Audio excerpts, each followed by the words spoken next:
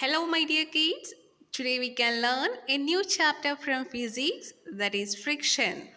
We studied about the friction in the previous chapter, force and pressure, right?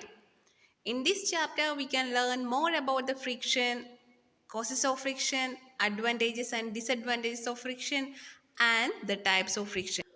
ഒരു കടൽക്കരയിലിരിക്കുന്ന ഒരു boat നിങ്ങൾക്ക് push ചെയ്തോ അല്ലെങ്കിൽ പുള്ള് ചെയ്തോ മൂവ് ചെയ്യിക്കാൻ പറ്റുമോ? Can you able to do that?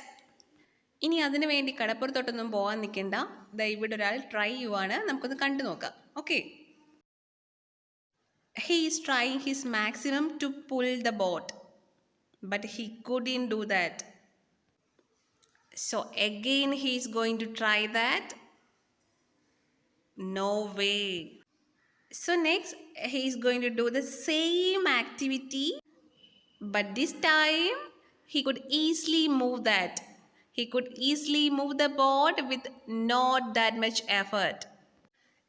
എന്തായിരിക്കും കാര്യം? ഫസ്റ്റ് ടൈം അവൻ പുള്ളി ചെയ്യാൻ നോക്കിയത് കടൽക്കരയിലായിരുന്നു, മണ്ണിലായിരുന്നു അല്ലേ?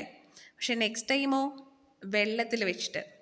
സോ ഇവിടെ ആ ബോട്ടുമായിട്ട് കോണ്ടാക്റ്റിലുണ്ടായിരുന്ന ഒബ്ജക്ട്സ് മാറി. ഫസ്റ്റ് ടൈം സാൻഡായിരുന്നു, സെക്കൻഡ് ടൈം അത് വാട്ടറായി. ബോട്ടിൻ്റെ സർഫസ് എന്ന് പറഞ്ഞാൽ കണ്ടാൽ സ്മൂത്ത് ആയിട്ട് തോന്നും അല്ലേ? But the sand particle is not like that. It has rough surface. That's why he felt difficulty to pull the boat on the sea shore. Understand? So same time വെള്ളത്തിലാണെങ്കിൽ ലിക്വിഡാണ് അല്ലേ? Liquid water, അത് smooth surface ആണ്. So he could easily pull that. Understand? Force and pressure ചാപ്റ്ററിൽ നമ്മൾ frictional force പഠിച്ചിട്ടുണ്ടായിരുന്നു. അപ്പോൾ അവിടെ നമ്മൾ പഠിച്ചത് ഫ്രിക്ഷണൽ ഫോഴ്സ് എന്ന് പറഞ്ഞാൽ ഒരു ടൈപ്പ് ഓഫ് കോണ്ടാക്ട് ഫോഴ്സ് ആണ് അല്ലേ? ഒബ്ജക്ട്സ് തമ്മിൽ കോണ്ടാക്റ്റിലുള്ള ടൈമിൽ മാത്രമേ ഇത് വർക്കൗട്ട് ആവത്തുള്ളൂ.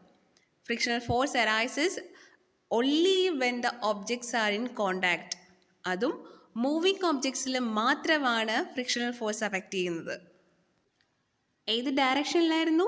മൂവിങ് ഒബ്ജക്റ്റിൻ്റെ ഓപ്പോസിറ്റ് ഡയറക്ഷൻ. ഇത്രയും നമ്മൾ പഠിച്ചിട്ടുള്ളതാണ് അല്ലേ? ഒരു എക്സാമ്പിളൂടെ കാണാം. ഇവിടെ ഒരു ബോയ് സ്ലൈഡ് ചെയ്ത് കളിക്കുകയാണ്.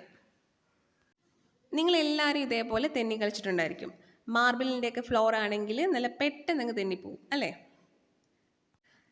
സെയിം ടൈം ഒരു ഷൂസ് കൂടി ഇട്ടിട്ടാണ് നിങ്ങൾ തിന്നുന്നതെങ്കിലോ നിങ്ങൾക്ക് നല്ലപോലെ മൂവ് ചെയ്യാൻ പറ്റില്ല. എന്തായിരിക്കും റീസൺ?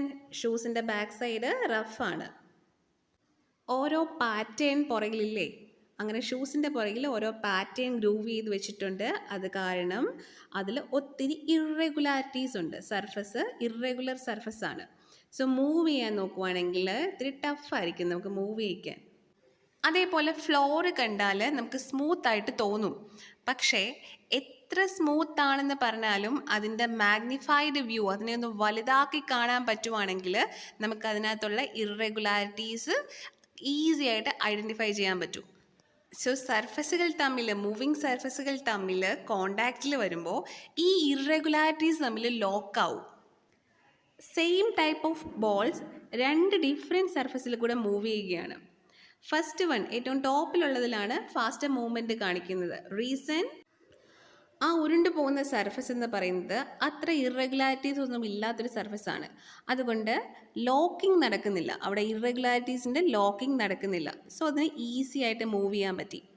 സെക്കൻഡിലാണെങ്കിലോ ബോളിൽ ഇറഗുലാരിറ്റീസ് ഉണ്ട്. അതേപോലെ തന്നെ ആ മൂവ് ചെയ്യുന്ന സർഫസ് നോക്കിയേ, ഒത്തിരി ഇറഗുലാരിറ്റീസ് ആണ്. ഇറഗുലാരിറ്റീസ് കൂടുതലാകുമ്പോൾ ഫ്രിക്ഷനും കൂടും കേട്ടോ. ഇറഗുലാരിറ്റീസ് കൂടിയാൽ ഫ്രിക്ഷനും കൂടും. അങ്ങനെ ഫ്രിക്ഷൻ കൂടുന്നത് കൊണ്ടാണ് ബോളിൻ്റെ മൂവ്മെൻറ്റ് സ്ലോവർ ആയത്. So this frictional force opposes the relative motion between two surfaces in contact, and also it arises when the interlocking of the surfaces happens. ഒബ്ജക്ട്സിൻ്റെ സർഫസുകൾ തമ്മിലുള്ള ഇൻ്റർലോക്കിംഗ് ഉണ്ടാവുമ്പോഴാണ് ഫ്രിക്ഷണൽ ഫോഴ്സ് ഉണ്ടാവുന്നത് കേട്ടോ. Interlocking മറന്നു പോകരുത്. Interlocking എന്ന് പറഞ്ഞാൽ ആ irregularities തമ്മിൽ ലോക്കാവുമ്പോൾ. To stop a bicycle that you are riding, what will you do? You will apply brake അല്ലേ, നിങ്ങൾ ബ്രേക്ക് അപ്ലൈ ചെയ്യും. അങ്ങനെ ബ്രേക്ക് അപ്ലൈ ചെയ്യുമ്പം ആക്ച്വലി എന്താ നടക്കുന്നത്? ആ ബ്രേക്ക് പാർട്സിലെ ഇറഗുലാരിറ്റീസും നിങ്ങളുടെ സൈക്കിളിൻ്റെ റിമ്മിലെ ഇറഗുലാരിറ്റീസും തമ്മിൽ ലോക്കാവും. സൈക്കിളിൻ്റെയൊക്കെ റിം കണ്ടാൽ നമുക്ക് എന്താ തോന്നുക? It's A smooth shining surface, but actually it's have irregularities in it.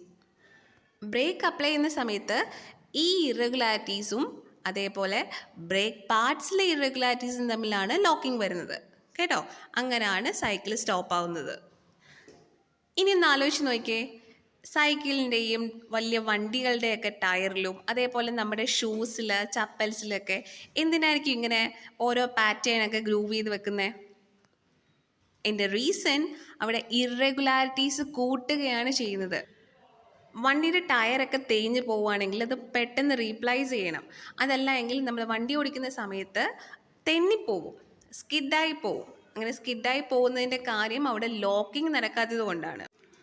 Which is more easier, to move an object on a rough surface or to move an object on a smooth surface?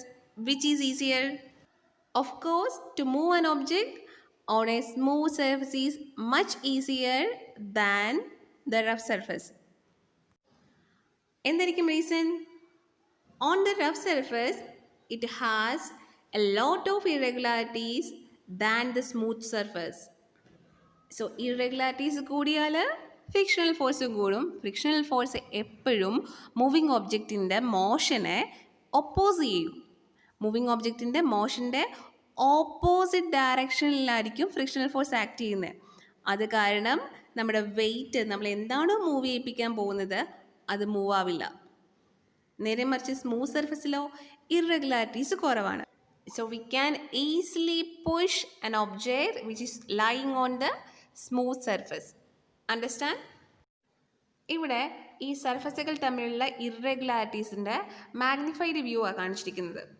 നോക്കിക്കേ, ആ smooth സർഫസിൽ irregularity comparatively കുറവാണ്.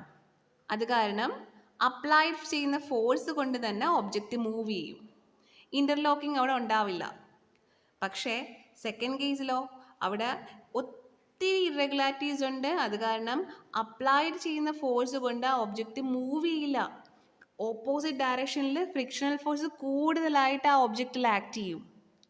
അതാണ് rough സർഫസിൽ move ചെയ്യിപ്പിക്കാൻ നേരം നമുക്ക് കൂടുതൽ എഫർട്ട് എടുക്കേണ്ടി വരുന്നത്. Suppose you are pushing a weighted box and an empty box on the same floor, which may feel easy. ഏതാ easy? Empty box. Reason, weighted box ആണെങ്കിൽ അതിലെ ഇറഗുലാരിറ്റീസ് തമ്മിൽ നല്ല പോലെ ഇൻ്റർലോക്കിംഗ് നടക്കും.